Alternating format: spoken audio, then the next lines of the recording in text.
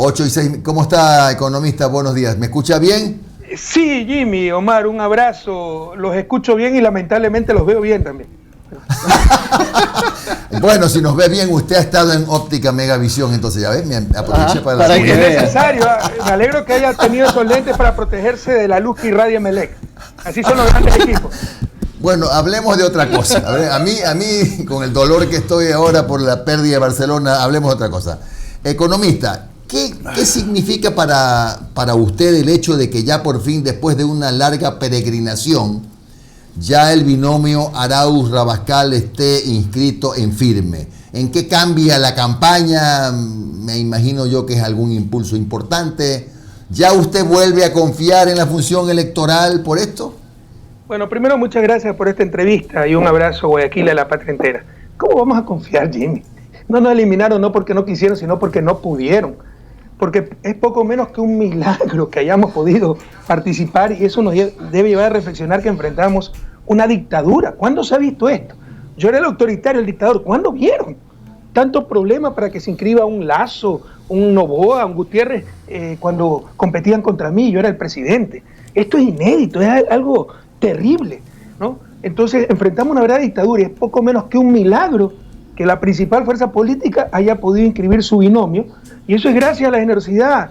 Yo sé que tú eres el fundador de ese partido, pero lo tengo que decir, de Centro Democrático. O sea, si Centro Democrático no nos hubiera abierto sus puertas con absoluta generosidad, eterna a Enrique Menoscal, presidente del Centro Democrático, que nada, solo por responsabilidad de patria, por espíritu democrático, nos permitió participar con ellos, no estaríamos aquí, Jimmy, no estaríamos. Recuerda que Lista 5 también eliminaron, no teníamos partido para participar.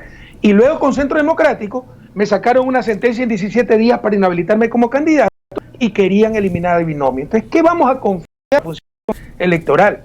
No nos han eliminado no porque quisieron, porque no pudieron hacerlo. Y eso causa grandes perjuicios. Por ejemplo, todavía no tenemos la cuenta única del binomio.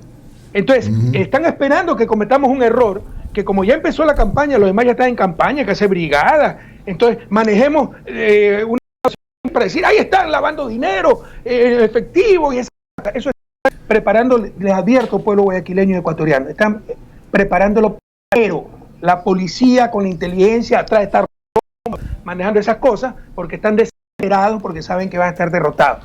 Son trampas que se ponen además, perjudican mucho. Usted no se puede enfocar en la campaña, sino en inscribir al binomio, pero además no tiene cuenta, no tiene nada analizado, y están esperando que sea un error para hacer un escándalo y engañar como nos han engañado estos 4 años. Pero en esta situación de que no tienen cuenta, ¿están solamente ustedes o están los partidos más? No, los binomios ya inscritos. Ahí hay que utilizar entonces las cuentas del movimiento, pero siempre es más riesgoso, ¿sí me explico? Siempre son problemas que se generan. Además, la gente que nos quiere apoyar, si no está inscrito el binomio, no nos apoya. Bueno, pero en este caso ya está inscrito, lo que no tienen es la cuenta. Ya, pero de todos modos, ¿cuántos meses ha perdido? Pues del 18 de septiembre acá son casi 3 meses, Jimmy. Casi 3 meses que mientras Lasso ya está gastando decenas de millones de dólares y haciendo su campaña, nosotros todavía peleando para que se inscriba el binomio. ¿Usted ve la posibilidad o ve el riesgo de que las elecciones se posterguen? Por supuesto, están construyendo una narrativa, están desesperados, Jimmy. No pudieron eliminar al binomio. Entonces, esto es una estrategia del gobierno. Yo tengo las encuestas, tengo la información. Hay la encuesta ISOEP, no me acuerdo exactamente el nombre, por ahí la tengo, ¿no? IESOP, ¿ya? Hizo una a principios de noviembre, que casi le da infarto a Romo, a Roldán, a Moreno. Hicieron una segunda encuesta del 24 al 27 de noviembre con IESOP, de nuevo, y tenemos las encuestas por si acaso, donde ya meten a Álvaro Noboa, y se dan cuenta que Álvaro Noboa destruye a su candidato Lasso, pero le quita un poco a todos los candidatos y aumenta la probabilidad de ir a una segunda vuelta. Entonces, ahorita su estrategia desesperada de forzar una segunda vuelta para que todos se unan contra nosotros y ver si nos ganan. Por eso están tratando de meter a Noboa y hay una gran pugna, porque mientras el Consejo Nacional Electoral lo maneja Lasso y Nebot, el Tribunal Contencioso Electoral lo maneja en mayor medida el gobierno y los millones van y vienen, dicho sea de paso. Pero eso no es suficiente. No es suficiente meter a Noboa, si es que lo pueden meter, porque Lasso se va a poner con todo y con todos sus millones, porque lo liquida Lasso, sino que también necesitan aplazar las elecciones para ver si tienen un chance de remontar, de aumentar apoyo popular, de disminuirnos a nosotros. Entonces están construyendo la narrativa para aplazar las elecciones, lo cual es absolutamente inconstitucional.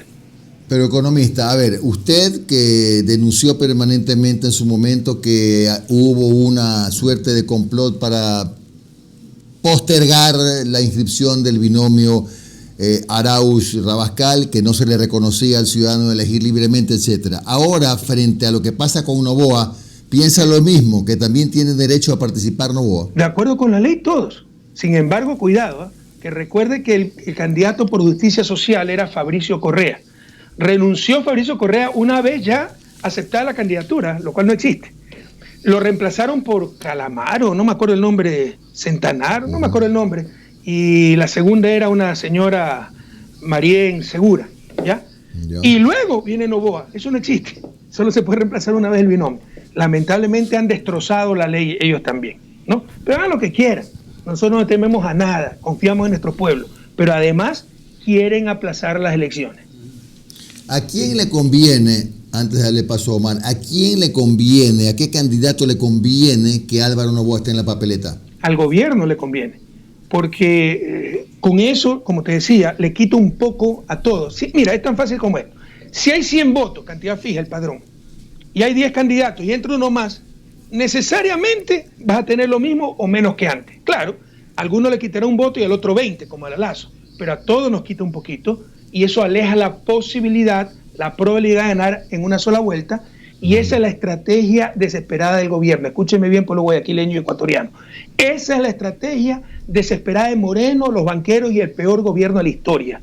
Por todos los medios forzar una segunda vuelta, y por eso el gobierno es el que impulsa a Noboa. Pero Lazo, que se sabe liquidado si entra Noboa, con todo su poder económico, como domina el Consejo Nacional Electoral, va a echar toda la carne al asador para evitar la entrada de Noboa. Pero como les decía, no le es suficiente. El gobierno también busca aplazar las elecciones para darse un poco de tiempo y ver si las circunstancias cambian. Economista, buenos días, le saludo Omar Jaén. Para entender bien la situación, usted dice que el posible ingreso a la papeleta de Álvaro Noboa es una intención por parte del gobierno, pero no era Lazo el candidato de gobierno según las huestes de la Revolución Ciudadana, de Fuerza Compromiso Social. Por eso pues lo están traicionando, porque saben que no va a ganar. Eso es lo que estoy diciendo. Están metiendo la puñalada a Lazo, y Lazo, que tiene millones y maneja el Consejo Nacional Electoral, no se está dejando meter la puñalada, ¿no? Porque vieron con esta encuesta de principio de noviembre que no iba a ganar Lazo. Con la encuesta de finales de noviembre vieron que si entraba Noboa liquidaba a Lazo, lo acababa de liquidar, pero alejaba la posibilidad de ganar en una sola vuelta a Andrés Arauz y Carlos Rabascal. Entonces le está apostando el gobierno a forzar una segunda vuelta, así liquide Lazo, así entre Noboa, así liquide a Lazo, así entre Noboa o entre Yacu Pérez, cualquiera, con tal de que no ganemos nosotros, porque saben que con nosotros no tendrán dónde esconderse, no por venganza, por justicia, por toda la corrupción y cómo han destrozado a la patria. Oye, economista, ¿y cómo tomó el fallo del TCE que abrió la posibilidad para que Abdalá Bucaram sea candidato asambleísta sin haber ido personalísimo al CNE a firmar? Pero usted lo ha dicho, pues la doble moral. O sea, todo el intento de eliminar el binomio era porque UNAS había aceptado personalísimamente la candidatura. Y se les dijo una y otra vez que personalísimo no era en persona, sino que era indelegable. No, y la prensa, que somos unos mentirosos, y el Consejo Nacional Electoral nunca nos dio la razón, ¿eh? Nunca nos dio la razón. Yo me retiré y vino Carlos Rabascal, pero nunca nos dio la razón. Resulta que a Abdalá sí lo dejan inscribir. Opinen ustedes. Y fíjese, es el pacto del silencio con el gobierno. Es un acuerdo con el gobierno. El gobierno maneja el Tribunal Contencioso Electoral. Entonces le dijo, Abdalá, te quedas callado y te dejamos ser asambleísta. Y ahí ve cómo Bucaram, después de amenazar que iba a denunciar a Roma, a todo el mundo, está bien calladito con el reparto de hospitales, con la compra con sobreprecio de medicina, porque tiene un acuerdo con el gobierno y por eso lo dejan ser asambleísta. Si es que lo elige el pueblo ecuatoriano, ¿no? Economista, a ver, yo no digo que eso esté pensando usted, pero bueno, ahí la dejo suelta. Usted no está viendo a lo mejor amenazas o fantasmas donde no hay, puesto que un gobierno como el del presidente Moreno, que según las encuestas todas tiene entre el 5 y el 7% de aprobación de gestión. ¿Cómo puede tener tanto poder? Explíqueme cómo puede tener tanto poder. Ese es el error que cometen ustedes, con todo respeto, Jimmy, porque esas son nuestras democracias de plastilina. Ganar elecciones, yo puedo ganar elecciones con 60% en América Latina, y no es ganar el poder.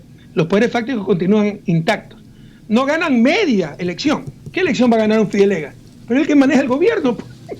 Entonces, él no saca ni los votos del Amazonas, Fidelega, pero es el titiritero de Moreno. Entonces, esa gente sí tiene poder los medios de comunicación que apoyan al gobierno, sí tienen poder los grupos económicos que apoyan al gobierno, sí tiene poder las embajadas que apoyan al gobierno, y toda esa gente influye en el Tribunal Contencioso Electoral para darles visa por 5 años, o que se vayan a refugiar después con sus millones de dólares a Estados Unidos y cosas así. Entonces, no nos engañemos. En nuestras democracias, el apoyo popular es prácticamente un detalle irrelevante, paradójicamente. Son los poderes fácticos los que dominan las estructuras, el Estado, y precisamente por eso el odio hacia nosotros, porque por primera vez, ¿no?, el que tuvo el poder fue el pueblo ecuatoriano, fueron las grandes mayorías y no esos poderes fácticos. Hoy se presentó, o se va a presentar en las próximas horas, economista Correa, el plan de reactivación económica del binomio Arauz-Rabascal. Entiendo que usted lo conoce y nos lo puede resumir. Bueno, a grandes rasgos, sabemos que lo más urgente es reactivar la economía y el empleo, y somos expertos en eso. Entonces, Andrés, que es un especialista también en esto, junto con Carlos, van a presentar con cifras, con cantidades, con metas, y para que el pueblo ecuatoriano sea el principal veedor de que se cumpla eso. Porque, por el amor de Dios, democracia no es elegir, con todo respeto, a Jimmy Jairala. Es el programa que presentó Jimmy Jairala, es el partido que representa a Jimmy Jairala, es la tendencia que representa. Esa es la democracia. Este tipo rompió la democracia con el apoyo de los medios de comunicación y de los poderes fácticos, botó a la basura el programa ganador en las urnas y adoptó el neoliberalismo que nos destrozó a todos. Entonces, el pueblo ecuatoriano debe proteger su democracia, y proteger la democracia es exigir que se cumpla el programa de gobierno que se votó en las urnas. Hoy se va a presentar en detalle una parte sustancial de ese programa, la generación de empleo, 800,000 puestos de trabajo en 4 años, con los costos, con las políticas, con las medidas, etcétera, y luego le tocará al pueblo ecuatoriano ser veedor de que se cumpla con ese plan. Economista, ¿qué va a pasar, por ejemplo, con las empresas públicas en el evento en que el binomio Arauz-Rabascal gane las elecciones? Porque hay algunas que ya hay las voces que se han levantado alrededor de este tema de los candidatos Arauz y Rabascal son muy claras, ¿no? Nada de concesión, ni de endoso, ni de préstamo, ni de alquiler de empresas como las eléctricas, por ejemplo, las telefónicas, etcétera. Pero hay algunas que no andan bien, como TAME, por ejemplo. ¿Qué pasaría con TAME? Pero es que está diciendo lo correcto, Andrés y Carlos. Eso es lo que dice la Constitución. Los sectores estratégicos deben estar bajo el control del Estado, que no significa necesariamente administración directa, pero sí delegar transparentemente las cosas, no venderla a precio de gallina enferma después de haberla destruido en 4 años y después de haber dicho que nada servía. Pero es tan obvio como esto, pueblo ecuatoriano. Si ustedes quieren vender una camioneta, no es que buscan estafar al cliente, pero tampoco va a decir que no sirve para nada, que va a explotar, que se le va a fundir el motor, pues, si quieren venderle a un precio razonable. Eso es lo que ha hecho esta gente estos 4 años, porque lo que les interesa son sus negocios, son ellos mismos los que compran. La tan cacareada inversión extranjera de ellos son los mismos capitales que los tienen en paraísos fiscales, que cuando se presentan las gangas creadas por ellos mismos, cuando se apoderan del Estado, las traen al país para comprar eléctricas, telefónicas y hacerse multimillonarios. Me puedo cansar de darle ejemplo de esto en América Latina y en Ecuador también. Entonces, los sectores estratégicos deben seguir bajo el control del Estado, también en el sector estratégico. Si no funciona bien, recuerde que yo recibí esa compañía estatal, la manejaban los militares. Si lo puede manejar el sector privado, que la maneje. Economista, uno de los temas que desde el punto de vista mediático, desde el discurso mediático se está centrando en la campaña al menos, es el tema de la dolarización. Se lo acusa a Andrés Arauz de ser un candidato que no está muy allegado al sistema de dolarización. Retomando un poco y haciendo un poco de memoria, usted también en su momento dijo que no fue la mejor decisión haber adoptado la dolarización en el país, pero que a la larga ya es irremediable la situación en el país. Irreversible. ¿Y cuál es la posición ahora que usted tiene con respecto a la dolarización? ¿Usted cree que cómo se la puede fortalecer porque ahora hay hasta cuñas en donde en la radio nos están diciendo que cuidado, que vamos a salir de la dolarización, que vamos para Venezuela. ¿Cuál es el tema con la dolarización? Primero, son buenas noticias, eso nos llena de alegría, porque significa que están desesperados. Recuerden, guayaquileños, lo mismo dieron en el 2006, cuando yo era candidato. Lo mismo dieron en el 2009, cuando yo era candidato. Lo mismo dijeron en el 2013, cuando yo era candidato. Y lo mismo dijeron en el 2017, cuando Moreno era candidato. Y casi se les cumple, porque por su torpeza económica, por poco estalla la dolarización. Nunca ha estado tan debilitada la dolarización como ahora. Y ahí viene la tercera parte de su pregunta, la segunda la dejo para el final, ¿no? ¿Cómo fortalecer la dolarización? Tan simple como esto. Para que funcione la dolarización debe haber dólares. Pero si esta gente está sacando dólares del país, los principales son los banqueros. Hay 30.000 millones de dólares fuera del país. Si eliminaron aranceles para botar la plata del petróleo, hasta para importar Nutella, importar los artículos más suntuarios, eso debilita la dolarización. Nosotros sabemos cómo fortalecer la dolarización, porque esa dolarización es irreversible. Y le contesto a la segunda parte de su pregunta. Yo no vendo mi conciencia por ganar unos cuantos votos. Perdería credibilidad y perdería mi honestidad académica. O sea, la dolarización fue una barbaridad técnica, a tal punto, pero es tan sencillo como esto. Si fuera tan buena idea renunciar a la moneda nacional, ¿por qué el resto de América Latina no lo hizo? Porque para algo sirve la moneda nacional. ¿Y sabe para qué sirve? Entre otras cosas. Primero, la moneda nacional es el principal mecanismo de coordinación social. Dando crédito usted puede reactivar la economía. Segundo, el talón de Aquiles de los países en vías de desarrollo se llama sector externo, no es sector fiscal, eso es ideología. Usted siempre puede controlar el sector fiscal, lo que no puede controlar es el sector externo.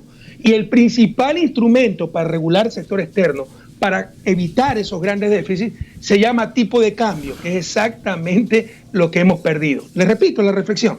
Si fuera tan buena idea la dolarización, si uno fuera loco, ¿por qué el resto de América Latina no dolarizó? ¿Por qué los economistas argentinos no dolarizan, los economistas brasileños no dolarizan, los economistas peruanos, los economistas colombianos?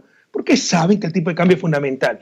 Pero una vez adentro, intentar salir es un cataclismo. No solo eso, ganan los mismos especuladores de siempre, esos 30.000 millones afuera, ellos son los que van a ganar. Porque si se pone una moneda nacional que se deprecie, son ellos los que se van a volver multimillonarios. Entonces hay que mantener la dolarización y sabemos cómo mantenerla. Pero no me pida que venda mi conciencia y diga que un disparate técnico como la dolarización, cuando fueron los bancos los que nos quebraron en el 99, fue una medida acertada. Economista, otro de los temas vinculados a la dolarización es la eliminación o no del impuesto a la salida de divisas. Según especialistas y las cámaras de comercio, sostienen que ese impuesto impide que llegue la inversión extranjera. Esos no son especialistas, son negociantes. Son ellos los que están perdiendo plata porque no pueden especular. Eso es lo que ha protegido la dolarización, precisamente para evitar salida de divisas y sobre todo para evitar tal vez el mayor peligro de un sistema más que dolarizado, generalicemos, de tipo de cambio fijo extremo, dolarización, convertibilidad, etcétera, que son los capitales especulativos. Los que entran 3 meses, el país estornuda y sale. O probablemente el país no estornude, pero Colombia le ofrece mejores condiciones y salen y se van a invertir a Colombia. Eso hace estallar cualquier sistema de tipo de cambio fijo. El ISD, el impuesto de salida de divisas, ha sido uno de los principales instrumentos para proteger la dolarización. Pero esta gente es tan irracional, tan codiciosa, tan miope, tan ignorante, perdónenme, de economía, que quieren eliminar todas esas cosas y lo que van a hacer es hacer estallar la dolarización. Economista, ¿qué espacio ocuparía la minería en un gobierno eventual de Arauz y Rabascal? Vea, no nos hagamos el harakiri, por favor, querámonos como país. No nos echemos al hombro responsabilidades que no tenemos. Sí, el cuidado del planeta, y hemos dado ejemplo a nivel mundial, es una responsabilidad común, pero diferenciada. Nosotros no somos los que más contaminamos. En todo caso, gran parte del futuro del Ecuador está en la minería. Pero aquí tengo informes, mire, como soy responsable, me gusta leer, aquí está el reporte de minería del Banco Central, lo que está sosteniendo la economía, es todo lo que hicimos. El Tiputini, las hidroeléctricas, repotenciación de refinería y los 2 proyectos que traímos mineros, que están generando centenas de millones de dólares, si no el país ya hubiera totalmente colapsado porque este gobierno no solo que no ha hecho nada, ha destruido todo. Pero gran parte del futuro, no tengo las cifras, las puedo buscar porque tengo los reportes, pero por decirle algo, si en Chile, si mal no recuerdo, son 50.000 millones de ingresos en minería, nosotros recién estamos por 600, 800 millones. Tenemos un potencial enorme no nos hagamos daño, no nos neguemos el futuro, no nos neguemos el buen vivir de nuestros hijos, de nuestra familia. Todavía se nos mueren niños por patología de las miserias, dengue, gastroenteritis. Eso son crímenes en el siglo XXI. Entonces, pero la minería contamina el medio ambiente. La minería moderna minimiza ese impacto ambiental que tiene toda actividad humana. Usted construye una casa, está teniendo impacto ambiental. No solo eso. Por ejemplo, en países como Chile, ya ni siquiera utilizan agua dulce, que se recicla en un 95% en la minería moderna. Utilizan agua del mar. O sea, hay cómo minimizar los impactos ambientales, pero no nos neguemos el futuro.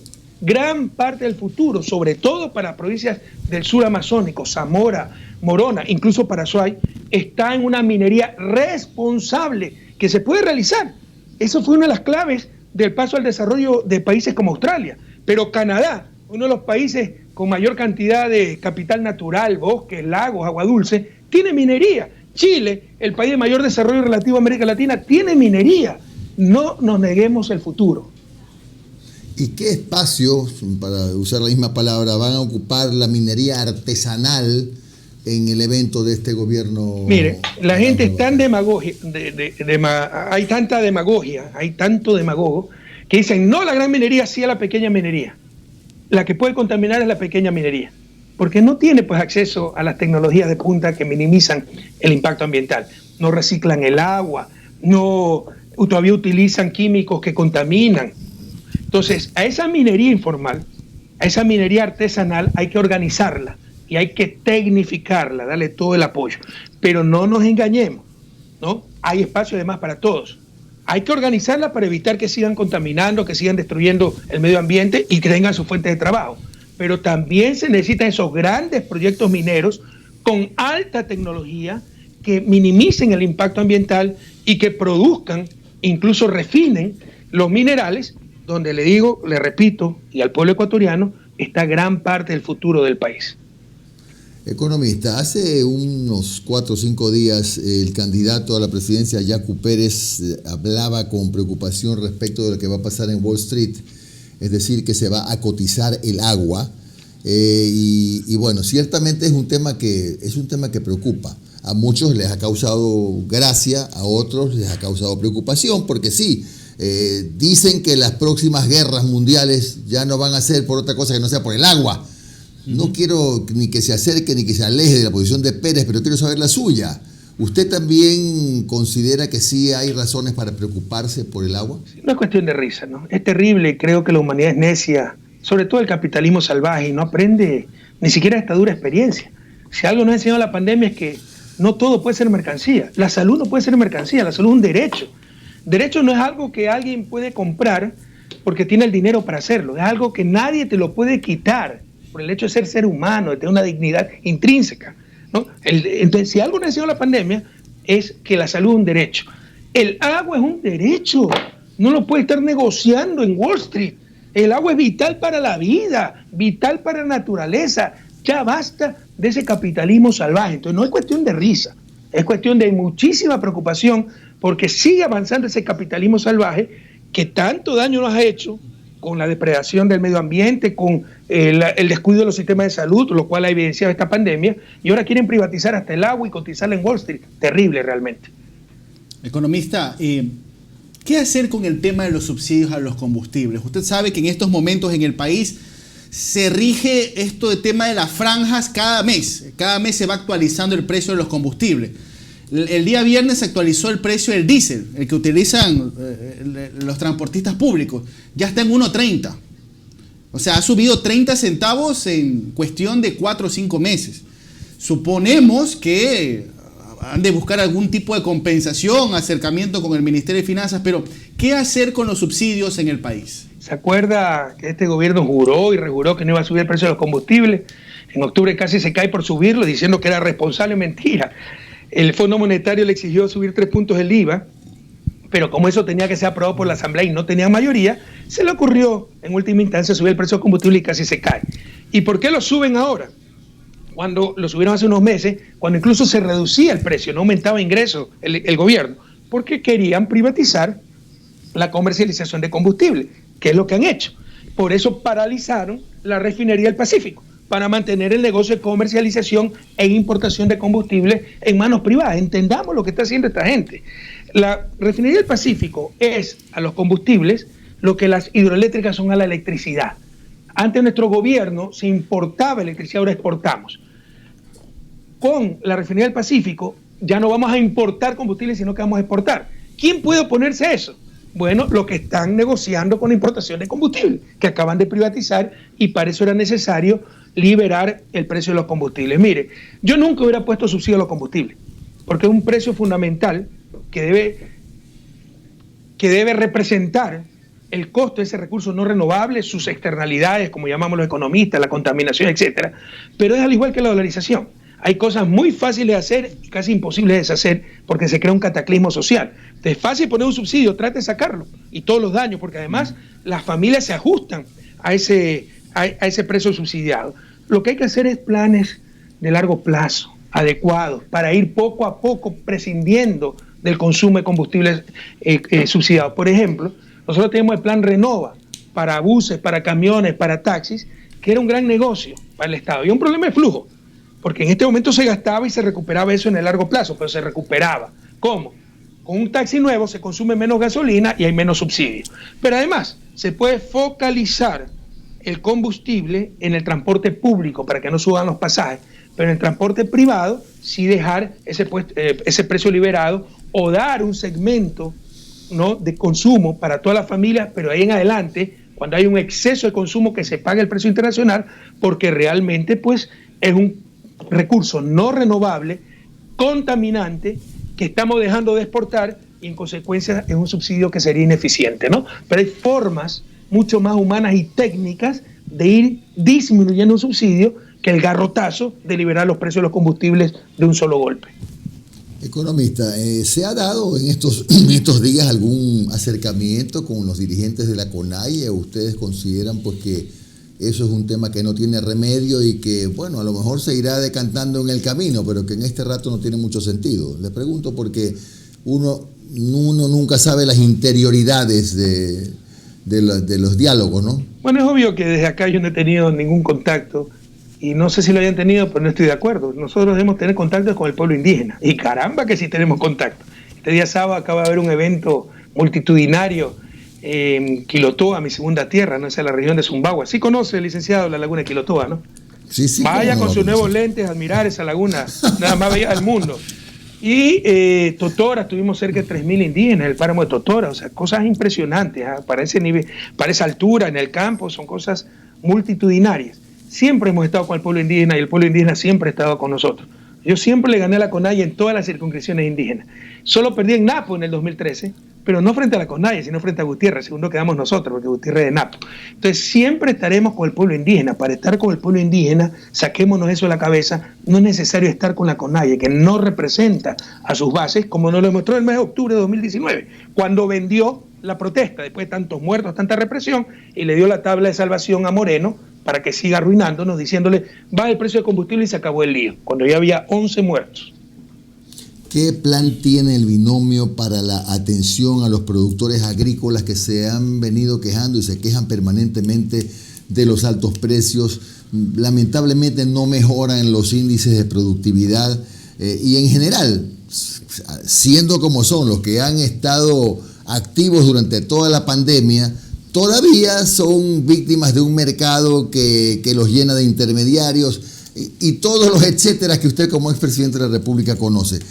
No hay duda que hay un enfermo en el país, en la economía del país, que es el sector agrícola. Usted lo ha dicho, ¿cómo no se van a quejar? Se han destrozado al campo, al sector agrícola, al sector ganadero. Los lecheros están arruinados porque no hay precio de sustentación de la leche, los maiceros.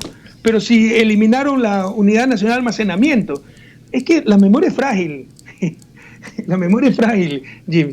Pero, por ejemplo, se olvidaron que yo tuve 800 casos, problemas limítrofes cuando llegué al gobierno, ya no hay ni uno.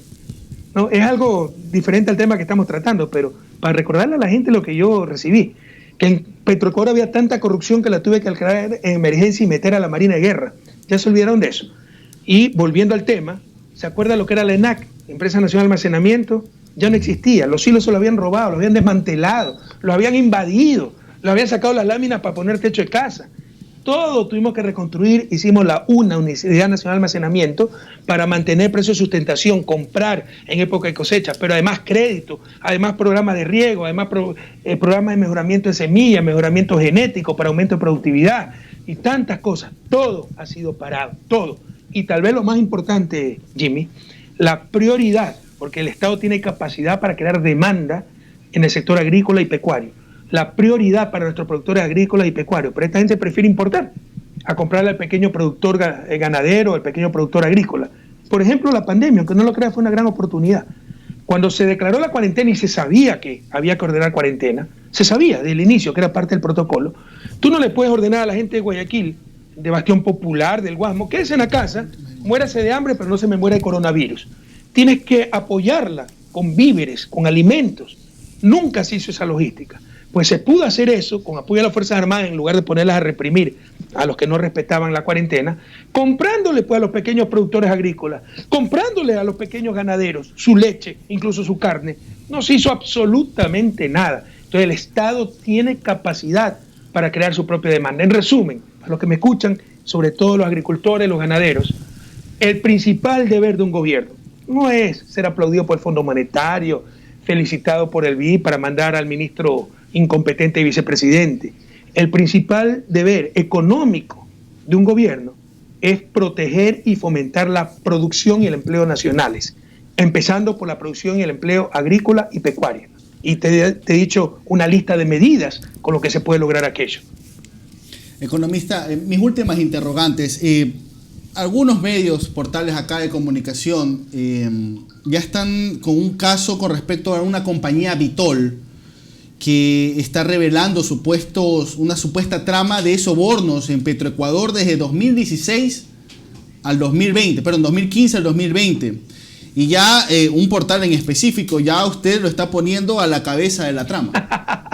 Ese es el trabajo de inteligencia, eso es lo que han hecho 4 años, ya nadie les cree. Bueno, todo lo que anuncia Villavicencio, por si acaso, se lo pasa a inteligencia, que sigue la SENAÍN, sino que le cambiaron de nombre. Y en buena hora, porque SENAÍN, contrariamente a lo que dio la prensa corrupta, no creó nada nuevo. Lo que hizo fue unir los servicios de inteligencia que actuaban como República Independiente, la DGI de la policía, los servicios de inteligencia de cada fuerza, de cada rama de las Fuerzas Armadas. Tenía servicio de inteligencia del Ejército, la Marina, la FAI. Los reunió en un solo organismo que se llamó Secretaría de Seguridad e Inteligencia bajo el mando civil, como debe ser en cualquier democracia. Dijeron que habíamos creado una policía política, que habíamos creado, qué sé yo, aparatos de inteligencia para perseguir a todo el mundo. No se creó absolutamente nada. Es una de las tantas mentiras. A tal punto que este gobierno continúa con SENAÍN, le cambió el nombre, así es, y ahora sí la utiliza para perseguir, para inventar. Todas las cosas que ha presentado Villavicencio, que Arroz Verde, que SENAÍN paralela, los prepara el Estado, la inteligencia del Estado, y se lo pasa a Villavicencio, que no averigua nada, no investiga nada, para armar escándalo. Entonces, seguramente esto también. Ahora, yo ni conozco, ¿no? Primera vez que escucho la compañía Vitol, creo que se llama, ¿no? Pero ya soy cabecilla de otra red de corrupción, como hicieron con el caso Soborno. Felizmente ya nadie les cree. Lo que sí es cierto, ¿no?, es que en Petroecuador había mafia, que tratamos de eliminarla, pero no pudimos eliminarla del todo, pero sí avanzamos muchísimo, porque hablemos con cifras, por favor, si aquí no es de hacer escándalo, sino hablar técnicamente. Aquí tengo los datos del Banco Mundial, ojalá los encuentre, ¿ya?, sobre pago de coimas, y ustedes pueden verificar cómo con nuestro gobierno, lo dicen los mismos empresarios, y el Banco Mundial, pueden entrar a la base de datos del Banco Mundial. Estas son cifras, no las calumnias de cierta prensa. Como en 2006, 15.4% de las empresas, son encuestas directas, pagaron al menos una coima, y con nuestro gobierno, 2010, 1.7%. Y luego volvió a subir 2017, 5.9%, y ahorita con Moreno va a estar más alto que en el 2006. Esta es la realidad. Pero aprovecharon este 1.97% de coimas que quedaron, que además incluye municipios, etcétera, para hacer escándalo, cuando lo que hicimos fue reducir grandemente esa corrupción que lamentablemente invadía no solo el sector público, el sector privado y la sociedad entera. Entonces, y donde más había corrupción en Petroecuador. Nuevamente les recuerdo, cuando llegué al 2007 tuve que declarar en emergencia a Petroecuador por la corrupción. No era por ineficiencia, no, por la corrupción, y meter la Marina de guerra. Pero siempre queda algo, y habrá que sancionarlo. O sea, que ha habido coima, ha habido corrupción, que los metan presos esos corruptos. Economista, con respecto al otro caso, ¿cuál es su situación jurídica en estos momentos? Ustedes ya acudieron a la Corte Constitucional, que era la última etapa que les quedaba a nivel nacional con respecto al caso sobornos. Está el tema de Interpol. Hay gente que acá todos los días dicen, bueno, ¿y el Interpol? ¿Qué ha pasado con el Interpol? ¿Cuál es la situación jurídica de Rafael Correa? Empecemos por el último. ¿Qué ha pasado con Interpol? Que se les muere la risa. Ya quedan en ridículo. Acaba de sacar, de negar la alerta roja para Walter Solís por el caso soborno, con sentencia. Nunca ha sido tan clara Interpol. Dice expresamente que no se respetó el debido proceso y que eso es persecución política. O sea, lo hace pedazos. Eso no publica la prensa, ¿no? Los hace pedazos, quedan en ridículo. Solo los fanáticos pueden seguir creyendo en esas tonterías. Bueno, mira, a nivel nacional todo está tomado. Sin embargo, no me recuerdo, se hizo la acción extraordinaria de revisión, no me acuerdo cómo se llama, ante la Corte Constitucional, que no tiene límite para resolver, pero sí queda otro recurso a nivel de justicia ordinaria, que es el recurso de revisión, porque en lo penal, como se juega con el bien más sagrado, que es la libertad, siempre se puede revisar el caso, nunca está cerrado totalmente. Por ejemplo, si a usted lo condenaron por asesinato, pero nunca se encontró el cadáver, y después de años aparece el muerto y está condenado a 20 años, tienen que revisar su caso. Entonces nosotros tenemos como peritajes internacionales que demuestran que esos archivos han sido manipulados. Cuando se vaya este gobierno y se vaya la sinvergüenza de Salazar y tengamos acceso a las pruebas, se demostrará que ese cuaderno fue hecho por Pamela Martínez en la cárcel a pedido de Salazar. Se demostrará lo que ya dice justiciaamarrada.org, justiciaamarrada.org, ese blog, cómo el juez León, puesto a dedo temporal con la secretaria de Salazar, una señora Marta Caiza, prepararon la sentencia y se le va a anular ese juicio y tendrán las responsabilidades correspondientes por fraude procesal. Lastimosamente en este momento todo está tomado por los poderes fácticos y por ciertos medios de comunicación. Y si todo eso fallara, que no va a fallar, tenemos la instancia internacional donde le aseguro, tardará un poco, demora 6 o 8 años, pero tendremos una victoria aplastante porque estas cosas solo generan risa a nivel internacional. Bien, por lo que lo escucho, su respuesta coincide con lo que hablamos hace algún tiempo en nuestra última entrevista, es decir, que usted no quiere beneficiarse de un eventual indulto si hubiese una asamblea constituyente, si hubiese una asamblea. No, de ninguna manera, si no hubiese la asamblea constituyente, nosotros le vamos a ganar esto. Yo no tengo prisa. Claro, fastidian, molestan, perturban, dañan, generan costos inútiles, porque además es tonto lo que hacen. Perdóname la expresión, es estúpido. Nunca va a prevalecer su infamia, su mentira. ¿Quién puede creer? Ahorita hay fanáticos, ¿no?, que odian, que si usted le pregunta cuál está mejor, ahora o con Correa, por llevarle la contra a Correa dicen ahora, pese a que vamos a crecer 11%. Ese es un 25% de la población. ¿Quién nos odia? Son fanáticos. Ya con ellos no hay nada que hacer. Pero alguien que no tiene dañado el corazón, ¿usted cree que se va a convencer de que después de 10 años me puedan condenar por influjo psíquico porque no tienen ninguna prueba y por prestar $6,000? O sea, lo que están diciendo es que no tienen prueba y que los corruptos siempre fueron ellos y que esto es una gran infamia y persecución política. Entonces yo no voy a aceptar ningún indulto, no tengo apuro, sabré resistir, he tenido una vida dura, sabré resistir y demostraré más temprano que tarde que los corruptos siempre fueron ellos. Finalmente, economista, ¿usted va a continuar residiendo en Bélgica o tiene pensado, le digo porque por las cosas que se especulan, generalmente son eso, especulaciones, irse a Venezuela, irse a México, irse a Argentina, etcétera? ¿Y para qué me voy a ir a Venezuela, México, Argentina, si mi familia está aquí en Bélgica? Explíqueme para qué. Son cosas que se especularon, por eso dije, es una especulación. Usted va a seguir en Bélgica. Ojalá las especulaciones paguen IVA, pues no financiamos el presupuesto. Porque qué tonterías que se hablan. O sea, ¿para qué voy a ir a México, Venezuela? Me encanta visitar México, Venezuela, Argentina, tengo grandes amigos. Pero si mi familia está en Bélgica, ¿para qué me voy a ir allá? Economista, mi última interrogante por mi parte. Ayer se oficializó que Fuerza Compromiso Social con la Revolución Ciudadana se han fusionado ya una vez que Fuerza Compromiso Social recuperó su vida jurídica. Lo han nombrado como presidente a Andrés Arauz de este nuevo movimiento, también Victoria de Sintonio creo que está como secretaria nacional o secretaria ejecutiva, pero no está pues Rafael Correa. Esto significa un poco que cambio generacional dentro de las bases de la Revolución Ciudadana, o quizás se lo propusieron y usted dijo no, ahí nomás, ya muchísimas gracias, ya no quiero saber del asunto. ¿Por dónde van las situaciones? Qué bueno que no esté Rafael Correa, qué bueno que vengan otros, qué bueno que vengan jóvenes como Andrés Arauz. Victoria de Sintonio, aquí palo porque boga, palo porque no boga. Recuerde que yo tampoco me quedé con absolutamente nada en Alianza País. Le di la presidencia y ese es tal vez uno de mis más grandes errores a este sinvergüenza Moreno, y por eso pudo robarnos Alianza País. Y sinceramente mi íntima esperanza, por nostalgia, por la historia, es que si ganamos y vuelve el Estado de Derecho, recuperemos Alianza País, que nos la robaron, y con Centro Democrático, Listas 1, con Compromiso Social, vamos a hacer una gran Alianza País con el número 1, que es bien bonito, dicho sea de paso, ¿no? Pero en todo caso, ya hace rato dejé todo. A mí no me atrae el poder. El poder es para servir, no para aferrarse a él. Si hubiera querido seguir en el poder, me hubiera lanzado de candidato, hubiera seguido como presidente de Alianza País. Lo dejé todo, quería dedicarme a la academia. He tenido que retornar a la política por la traición de este sinvergüenza, la persecución a nosotros, a nuestros amigos, a nuestra familia y la destrucción de la patria.